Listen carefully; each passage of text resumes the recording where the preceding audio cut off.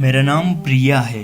मेरी उम्र 25 साल की है। मैं बहुत ही खूबसूरत हूँ। मैंने बहुत पढ़ाई की, तब जाकर मेरी अच्छी खासी जॉब एक बड़े शहर में लग गई थी। मैं दिन रात बहुत मेहनत करती थी। मेरी मेहनत को देखकर कंपनी के बॉस ने मुझे मैनेजर बना दिया। मेरी सैलरी बहुत अच्छी थी, लेकिन सैलरी के साथ काम भी बहुत था। पूरी कंपनी को मैं ही देखती थी। फिर मैं शाम को घर चली जाती थी और बड़ी मुश्किल से खाना बनाकर खाती थी।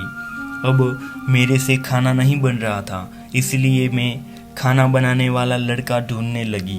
तभी मैंने एक दिन अपने घर के सामने नोटिस में यह लिख दिया कि मुझे खाना बनाने वाले की ज़रूरत है। तभी एक दिन नौजवान लड़का आता है और कहता है, मैडम मुझे नौकरी की ज़रूरत है, मैं आपके लिए खाना बना लूँगा। फिर मैंने उसके बारे में जानकारी निकाली कि तुम क्या करते हो। फिर वह बोलने लगा, मैडम मैं अभी तो स्टडी कर रहा हूँ और मुझे पैसों की बहुत ज़रूरत है, इसलिए आप जो भी पैसे दोगे मैं ले लूँगा। मुझे उस पर दया आ गई और मैंने उसको नौकरी दे दी। वह स्वभाव से सीधा साधा लग रहा था, क्योंकि तन पर थोड़े से कपड़े फटे हुए थे। फिर मैंने उसको किचन दिखा दिया और किचन का सारा सामान भी दिखा दिया और बोल दिया कि जैसे किचन का सामान ख़त्म होता है तो आप मुझे बोल देना, मैं ला दूँगी। मैं खाना खाकर ऑफिस चली जाती थी। फिर वही अकेला रहता था मेरे घर पर। जब मैं ऑफिस से शाम को घर लौटती थी तो पूरे घर को वह चमका देता था। झाड़ू पोछा सब लगाकर मैं खुश हो जाती थी। फिर मैं हाथ मुंह धोती और खाना खाने बैठ जाती। वह मेरे लिए गरम गरम खाना बनाकर लाता था। जब मैं खाना खाकर सो जाती थी तो वह अपने रूम में जाकर पढ़ाई करता था। जब आधी रात को मुझे प्यास लगी तो मैं किचन की ओर चली गई और तभी उसके रूम की ओर देखा तो लाइट जल रही थी। फिर मैंने पास जाकर खिड़की से देखा तो मैं चौंक गई, क्योंकि अभी जो समय हुआ था सुबह के 4 बजे थे और यह स्टडी कर रहा था। मैं सोचने लगी कि दिन भर तो यह मेरे घर पर काम करता रहता है और रात को इतनी सारी पढ़ाई करता है, तो फिर कॉलेज कितने बजे जाता होगा। तभी एक दिन मैं खाना खाते खाते मैंने उससे पूछ लिया कि आप कॉलेज कितने बजे जाते हो। फिर वह कहने लगा कि मैडम जी, मैं जैसे ही आपके घर का पूरा काम हो जाता है फिर मैं कॉलेज चला जाता हूँ और थोड़ी बहुत पढ़ाई करके वापस आ जाता हूँ। फिर मैं सोचने लगी कि मैं दिन भर अपने ऑफिस में सब कुछ काम नहीं करती, फिर भी मुझे लगता है कि मैं थक जाती हूँ और यह दिन भर मेरे घर का सारा काम करता है और थोड़ा बहुत समय जो बचता है फिर यह कॉलेज जाता है। फिर मुझे दया आ जाती है और मैंने उसके पैसे बढ़ा दिए और एक दिन वह बहुत ही स्वादिष्ट खाना बनाया था और मैंने इतना खाना खा लिया कि जैसे ही खाना खाया तो मैं सोने के लिए चली गई और गहरी नींद में सो गई। फिर एक दिन उसके परिवार के बारे में मैं पूछने लगी कि आपके परिवार में कौन कौन रहता है। तभी वह बोलने लगा कि मैडम मेरे बूढ़े माँ बाप और एक छोटा भाई है। वह एक दिन शादी में जा रहे थे, तभी एक दुर्घटना में माँ बाप ने दोनों आंखें चली गई और छोटा भाई है जो विकलांग हो गया। अब मुझे जो भी पैसा मिलता है मैं उनका पेट पाल रहा हूँ। मुझे उसकी बातों को सुनकर मेरी आंखों में आंसू आ गए थे। कुछ दिनों बाद मैंने उसके पैसे और बढ़ा दिए ताकि वह अपने माँ बाप और छोटे भाई का पेट भर सके। एक दिन मैं जैसे खाना खाकर सोने चली गई और आधी रात को मुझे ऐसा लगा कि मेरे शरीर पर कोई छू रहा है, लेकिन जैसे ही मैं आंखें खोलती तो कोई नहीं दिखता। फिर मैं वापस सो जाती। अब मुझे हर रोज़ ऐसे ही लगा कि कोई मुझे छू रहा हो। जब भी मैं खाना खाकर सोती हूँ तो रात में मेरी एक बार भी नींद नहीं खुलती, क्योंकि वह लड़का खाना ही ऐसा बन रहा था कि मैं हद से ज़्यादा खा लेती थी, जिसकी वजह से मेरी नींद रात में एक बार भी नहीं खुलती थी। फिर मैं सोचने लगी कि मैं आज तो सच्चाई जान के ही रहूँगी। आखिर कौन है जो मुझे ऐसे छूता है और मेरे बदन और पैर पर हाथ फिराता है।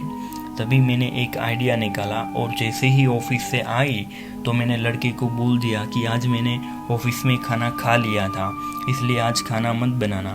फिर मैं सो गई और सोने का नाटक करती रही। तभी आधी रात को मैंने रूम का दरवाज़ा खुलता देखा और मेरे बिस्तर की ओर कोई आता है। फिर वह मेरे हाथ और पैर को छूता है।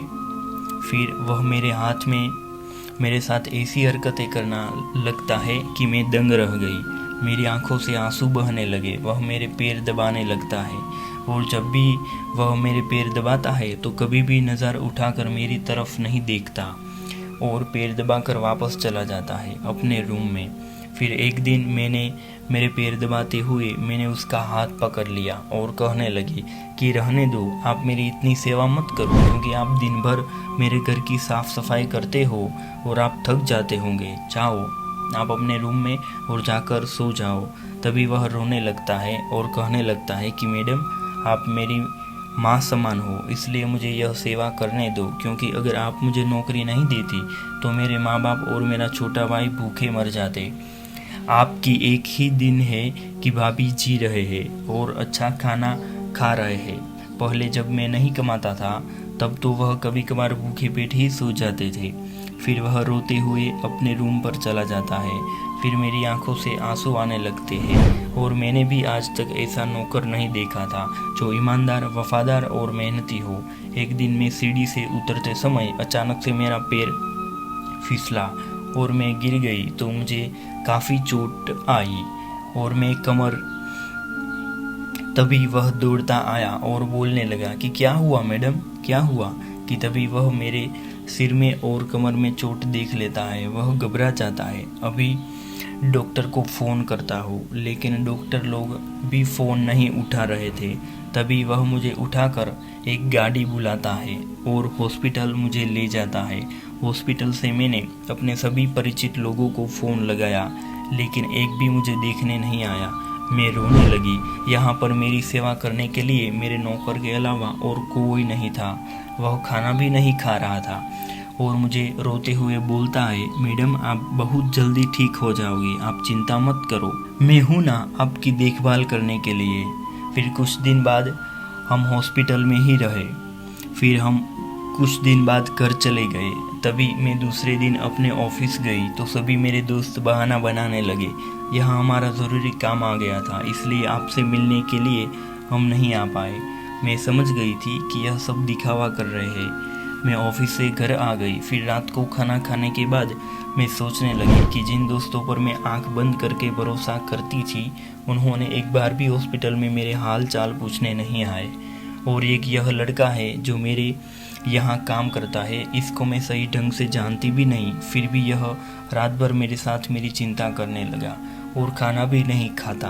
खाया तो देखे जाए तो सच्चा दोस्त तो यही है और जिसे मैं दिल से चाहती थी, शादी करना चाहती थी। उन्होंने मुझे एक बार भी फ़ोन तक नहीं किया।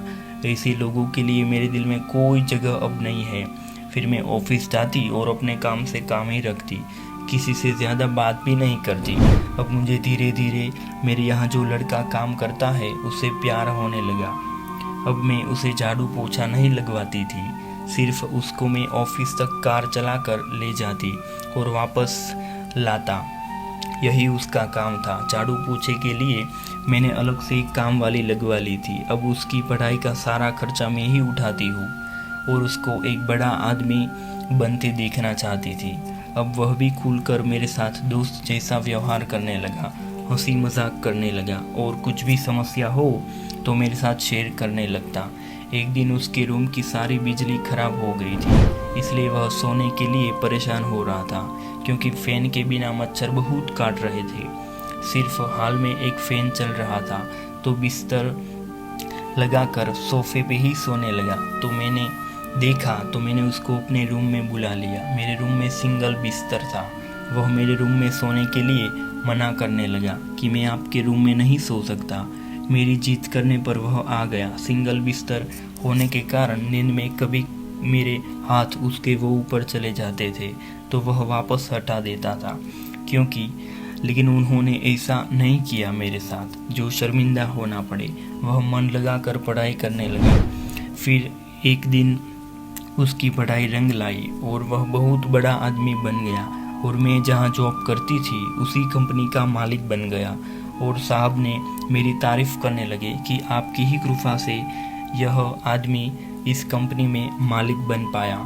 हमने कुछ दिनों बाद शादी भी कर ली और खुशी खुशी हम दोनों अपना जीवन जीने लगे। दोस्तों, आपको ये हमारी कहानी कैसी लगी? कमेंट में ज़रूर बताना। और साथ ही इस वीडियो को लाइक और चैनल को सब्सक्राइब भी कर लेना ताकि हमारा हर एक वीडियो आप तक पहुंच सके। धन्यवाद।